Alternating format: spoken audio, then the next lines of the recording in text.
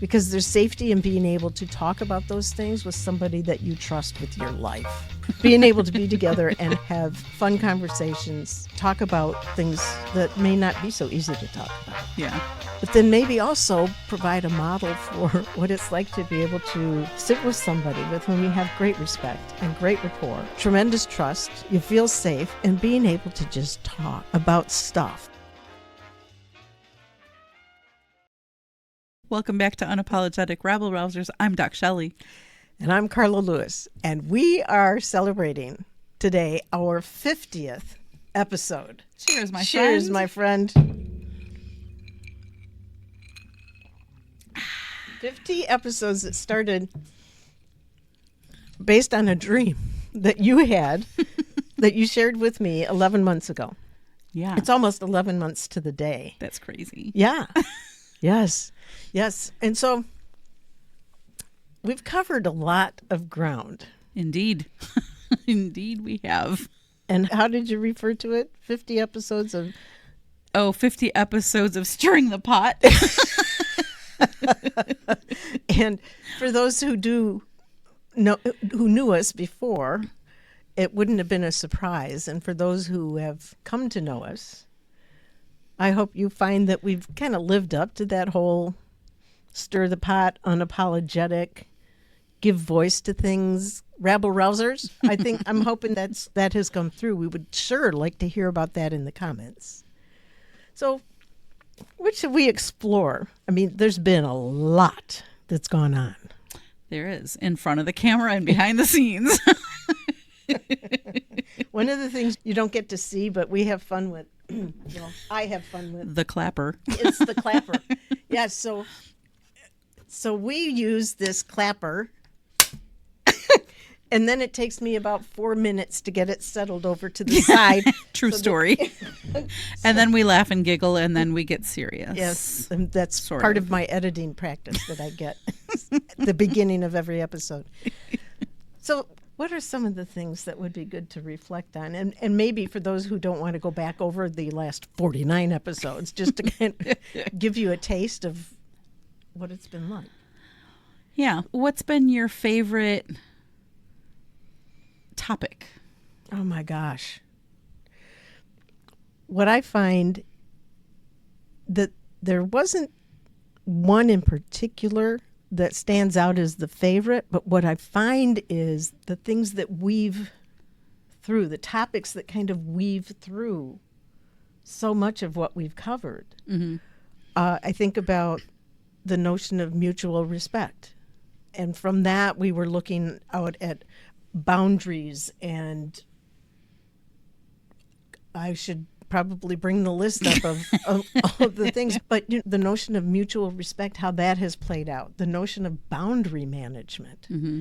I think if I had to pick one, the boundary management attention we gave and the bullying, the adult bullying, mm-hmm.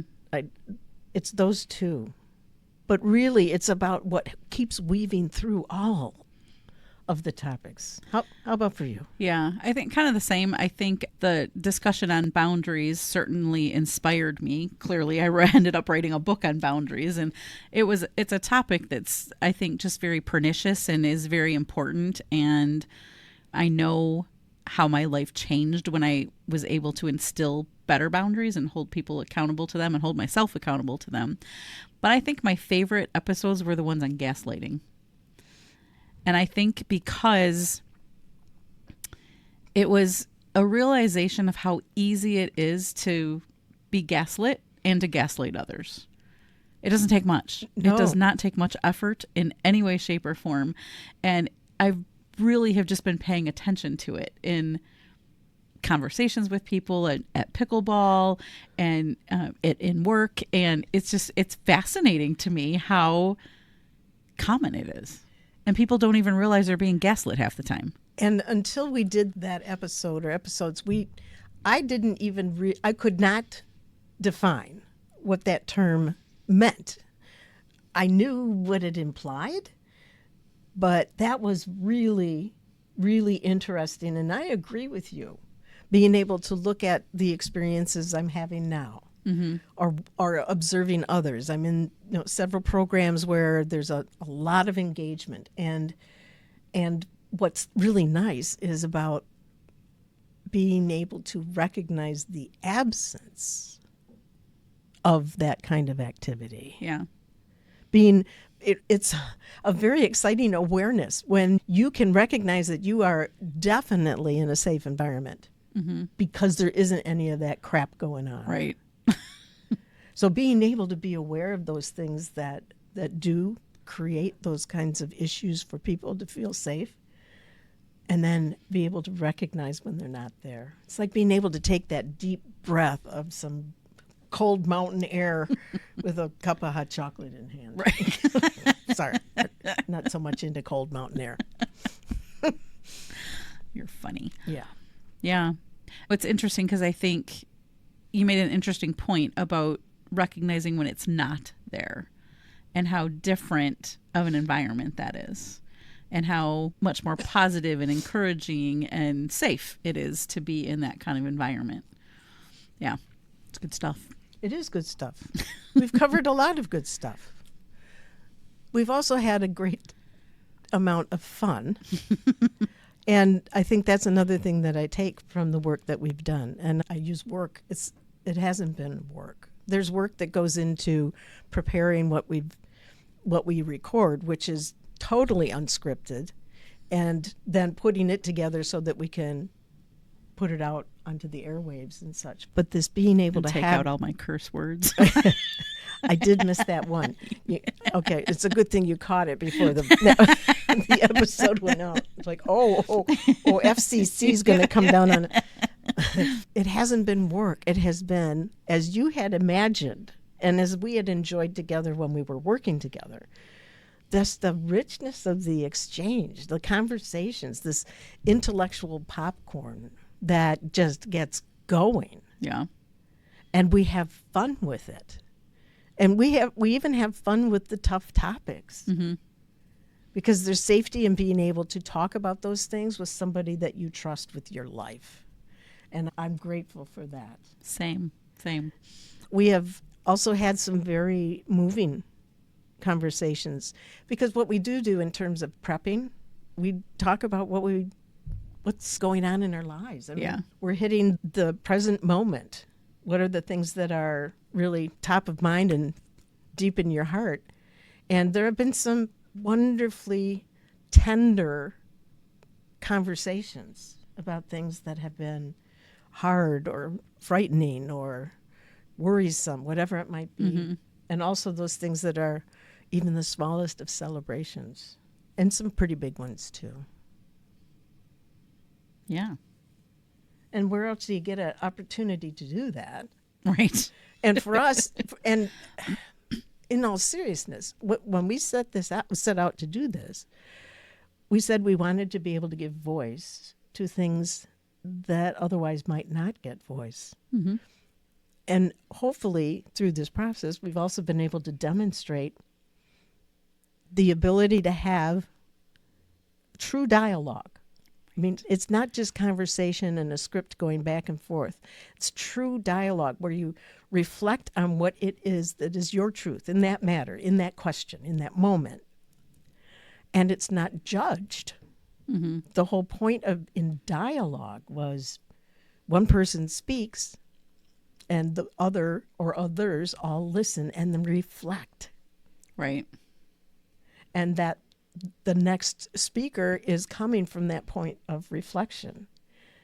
And that's what we do. Yeah. I remember one episode, I wish I could remember which number it was. We were talking, I don't even remember specifically what we were talking about, and we were modeling whatever the behavior was, and then I just interrupted you and took us completely off topic. And then we never got to whatever it said we were going to be talking about. So the next episode, I was like,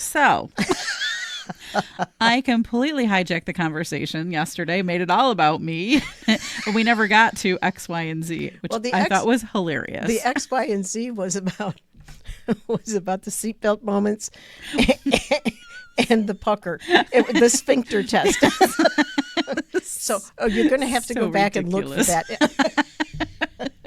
It was hilarious, actually. It was really, really quite fun. And I didn't feel hijacked. And I think that's the other thing. It's kind of stream of consciousness. We just go It with very it. much was stream of consciousness, but it was nothing to do with what we were actually supposed to be talking about.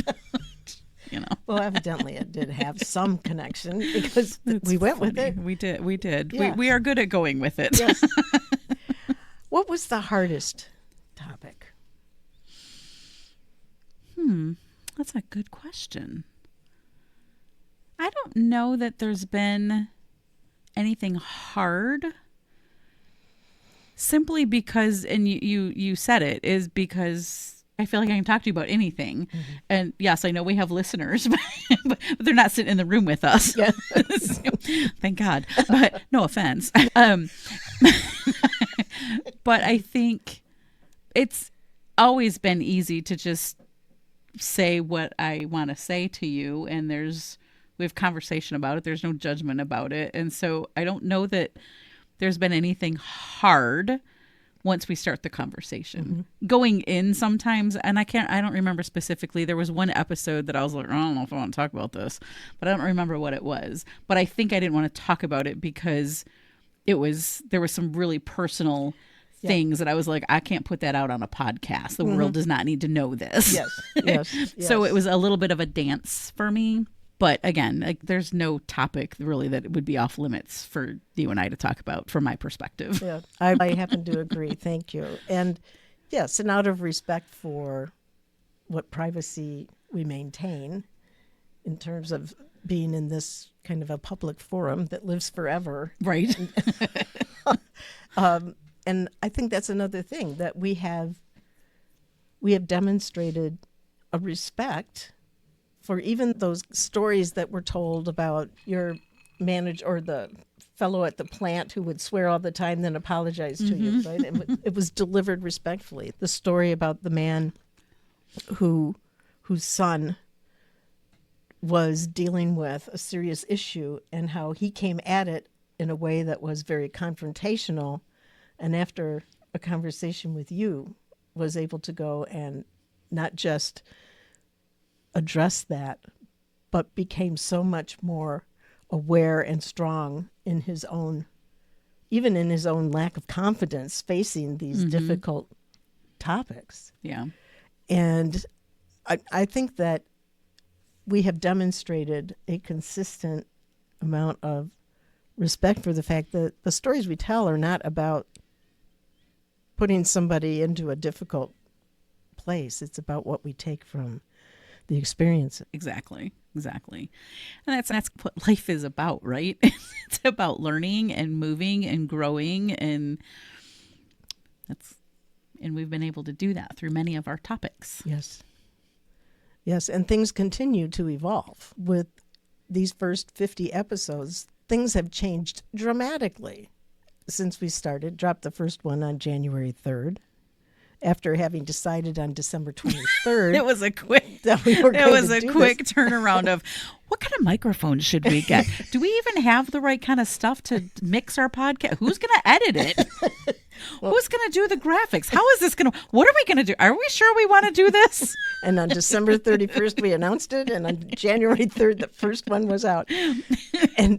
But think about that in your life, that when you get a burn on to do something and there's excitement and you just grab and growl, you just dig into it.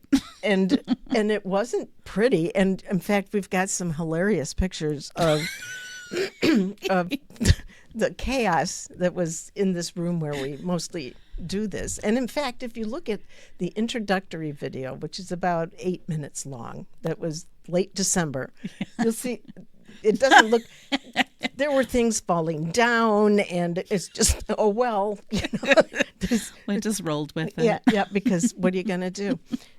And it wasn't about the backdrop anyway. That's It right. was about being able to be together and have fun conversations, talk about things that may not be so easy to talk about. Yeah. But then maybe also provide a model for what it's like to be able to sit with somebody with whom you have great respect and great rapport, tremendous trust, you feel safe, and being able to just talk about stuff. Mm-hmm.